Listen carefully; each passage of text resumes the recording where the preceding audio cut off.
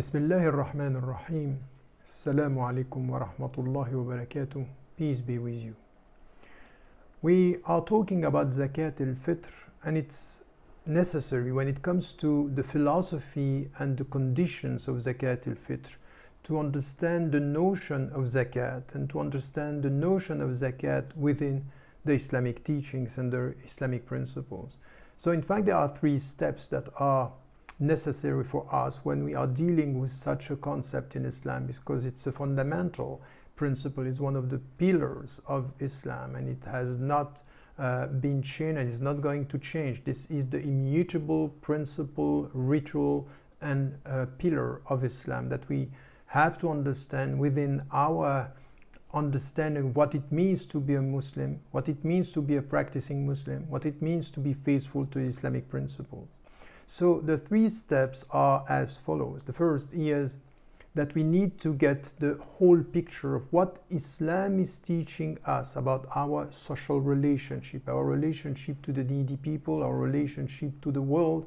This is one, because if we don't get this as the relationship that we have with God, the way we are with Allah, the way we have to serve Him, it's through our social engagement, our social involvement. So this is one, so the whole philosophy. The second is to understand zakah, what does it mean and how do we have to deal with this, and this will be the second step. And the third is, okay, now what about Zakatul Fitr that we need to pay before Salat al-Eid inshallah every year. So these are three steps. Let me start with the first one.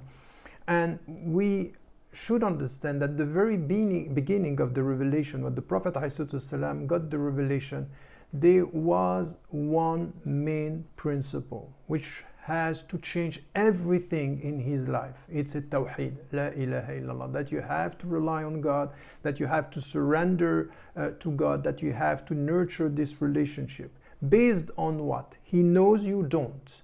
He is rich, you are poor. He is powerful, you are not powerful. You are very often powerless. And for example, dealing with your own death, you are powerless. This relationship of the one, the unique God, at-Tawheed, the oneness of God, is based on the relationship, of course, of recognition that He is. So first we have to say, Ashhadu an la ilaha illallah. So I bear witness to the presence, the very presence and the very existence of God. But not only this, beyond this, we have to nurture a relationship of surrender, which وَتَبَتَّلْ إِلَيْهِ تَبْتِيلًا. Give everything from your heart, everything from your intelligence, everything of your life to God. And understand that He is rich and you are poor. And straight after this very clear understanding of of us as Muslims surrendering to God, you need to understand that we have to look at the world in a different way. And straight after these first teachings, Allah is telling the Prophet ﷺ, look at the poor now. Look at the needy people of your society. كَلَّا بَلْ لَا تُكْرِمُونَ الْيَتِيمِ. Straight, the signal, the sign that you are not with God is the way you look at the poor.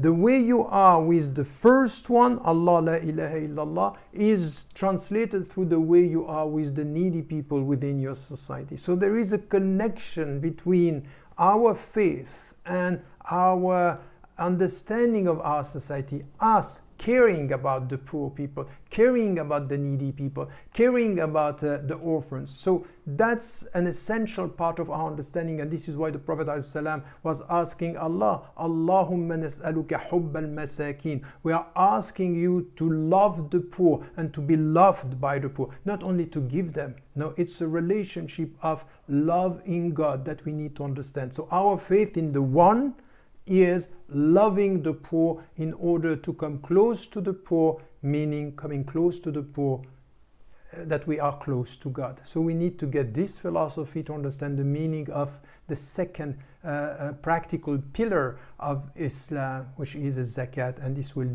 be our second session inshallah. Assalamu alaikum wa rahmatullahi wa barakatuh.